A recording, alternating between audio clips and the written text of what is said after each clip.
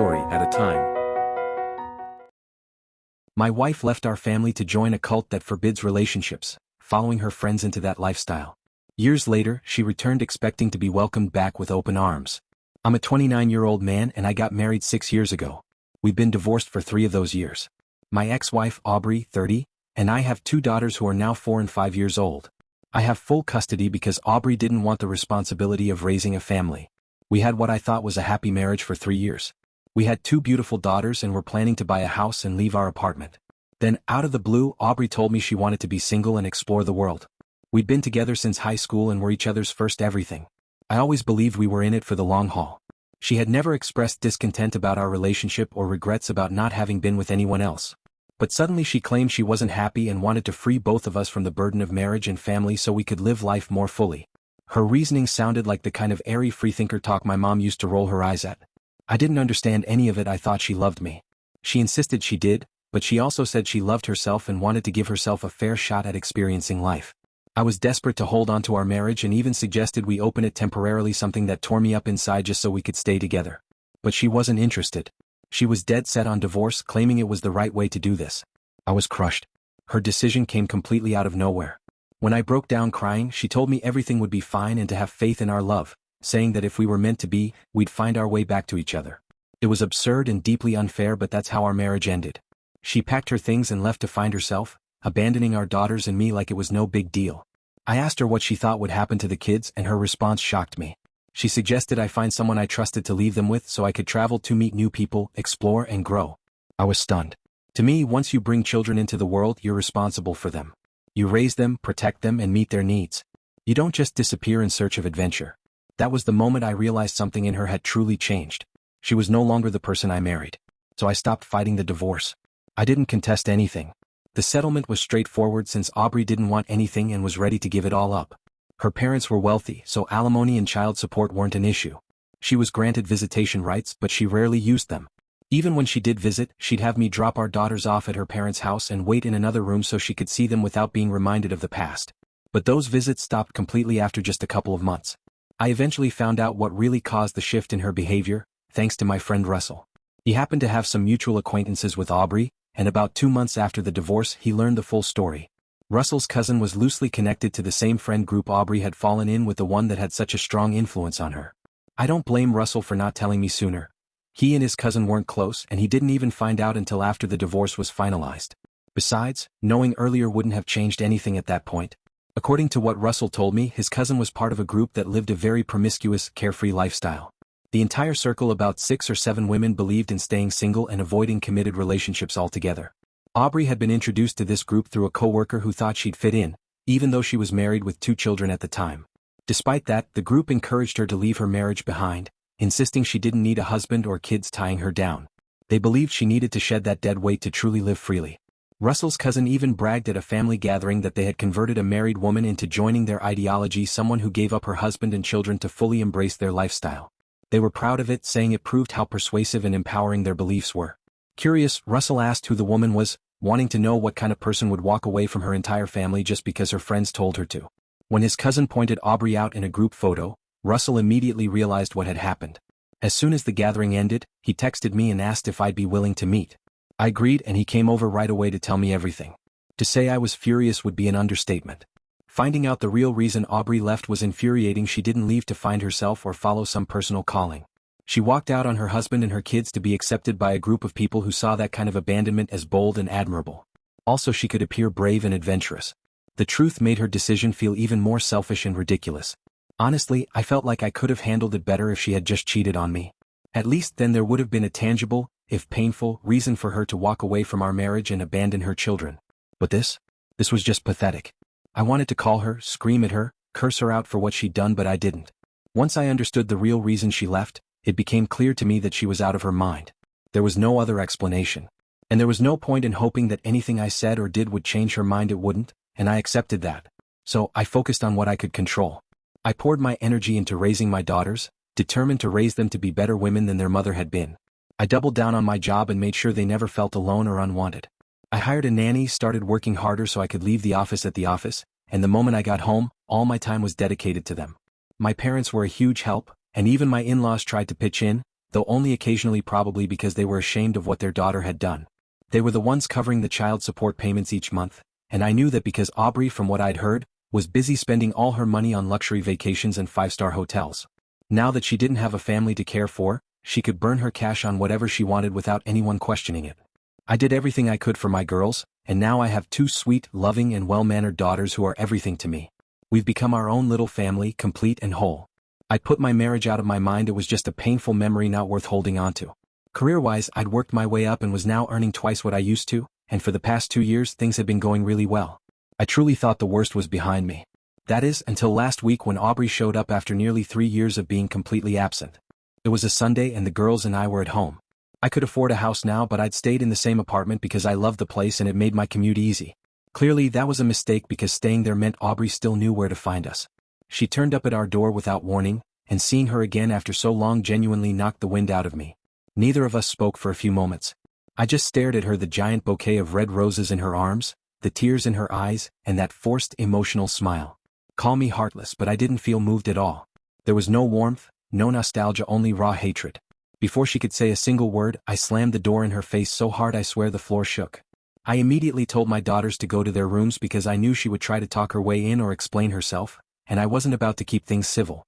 All the pain, anger, and resentment I'd buried were surging back, and I didn't want my kids to witness the explosion that was sure to follow. Sure enough, as soon as I told the kids to go to their rooms, Aubrey started whining about how this wasn't the welcome back she had been expecting. I could tell she was trying hard not to cry, but honestly that only made me angrier. After everything she had put me through for years, she had the nerve to act like the victim now? It was infuriating. She started saying she had come back to apologize, that she was sorry for everything she'd done, and that all she wanted now was her old life back. I was stunned, but I let her talk. A part of me wanted to hear whatever this so-called apology was because it had been 3 years, and I'd never gotten any closure. I'd pushed it all out of my mind, but seeing her again brought everything back, and in a way, I welcomed the chance to make it clear that we were doing just fine without her, that no one missed her. She rambled on about how she'd had her fun over the past few years but was now left feeling empty, coming back to empty hotel rooms night after night. She admitted that for the past few months, she'd been feeling like something was missing, and finally made the difficult decision to return and apologize, hoping to make amends. According to her, the excitement of traveling and partying with her new friends faded after a few months, but she kept at it because she felt committed to that lifestyle after sacrificing so much for it. Now, she said, she couldn't see herself continuing and just wanted her old life again. The more she talked, the more I wanted to swing the door open and punch her in the face. I couldn't stand to hear another word of her nonsense. I told her flat out to leave us alone, that I didn't want to see or talk to her. But in true Aubrey fashion, she thought she could change my mind by standing there, going on and on, begging me to take her back. Eventually it became too much. I needed to get the kids out of their rooms for dinner, and I didn't want them hearing any of this. So I pounded the door and shouted that we weren't her family anymore and she needed to leave. I think that finally shocked her into silence because I didn't hear another word after that. Once the kids were settled with their dinner, I called my attorney and told him everything that had happened just to cover my bases. Then I called my parents and filled them in too. I told them exactly what she said and how I responded. They assured me I did the right thing and that I had nothing to worry about. I didn't call my in-laws because I honestly didn't know what to say, and I figured they'd hear everything from Aubrey eventually anyway. But right after I finished those other calls, I got one from Russell. Since he had been the one to tell me the truth about why Aubrey left all those years ago, I picked up right away. I had a feeling it was about her. And I was right. As soon as I answered, he asked if Aubrey had shown up, and when I said yes, he told me his cousin had called him with some news. Russell and I have always been close, even outside of the whole Aubrey situation. But ever since everything went down, he's been my go-to for updates about her, thanks to his cousin. Years ago, when Russell first learned from his cousin what had really happened, he told him that if he ever found out anything else about Aubrey, he needed to come straight to him because I was the one who had been wronged. When his cousin realized the impact of what had happened, he didn't seem too proud of his part in it anymore. But I never held it against him. I blamed Aubrey for being so easily swayed. His cousin had even reached out to apologize to me once he learned the full story. I accepted the apology, but we were never friends. He kept his word though, and whenever something came up about Aubrey, he passed it to Russell, who then let me know, especially since Aubrey had blocked me after the divorce, so I had no way of knowing what she was up to otherwise. This time, Russell told me that just a few hours before Aubrey showed up at my door, she'd sent a message in a group chat she shared with her friend circle. She announced that she was going to come back and try to fix things with me and the kids. At first, the girls were supportive, but apparently Aubrey lashed out at them shortly after, accusing them of being fake. She told them she felt betrayed because she had left everything behind, her family, her marriage, to chase this new, carefree lifestyle with them, but now they had all moved on and were in relationships. The other women, who are now mostly pushing 30, told her it wasn't fair to expect them to hold on to a philosophy they had come up with back in their mid-20s. They didn't want that lifestyle anymore. A few of them were already in long-term relationships, and one of them was even engaged. So all that talk about freedom and never being tied down had basically fallen apart, and the only one still clinging to it and suffering because of it was Aubrey. She had been the only one naive enough to fully commit to that idea, and now she was paying the price. Aubrey ended up getting into a major argument with those same girls' friends who had once cheered her on for leaving me. Now she was furious that they were all trying to build the very kind of life she had willingly walked away from. Even though they tried to be supportive when she told them she wanted to return to her old life, it wasn't enough for her. She wanted them to apologize for encouraging her to leave her husband and kids in the first place. That's what the fight was really about. But the girls refused to apologize, and honestly, they were right not to. They had shared their views, sure, but they never told her she had to leave me or abandon her family to be part of their group. They told her she couldn't just travel the world and live carefree like they did because she had responsibilities, me and the kids.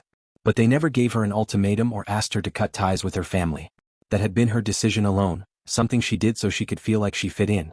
Now that most of them were in serious relationships, Aubrey was once again feeling pressure to conform, and that's the real reason she came back to us, not out of genuine remorse or a sense of duty like she claimed. Sure, maybe part of her felt empty, but that wasn't the whole story.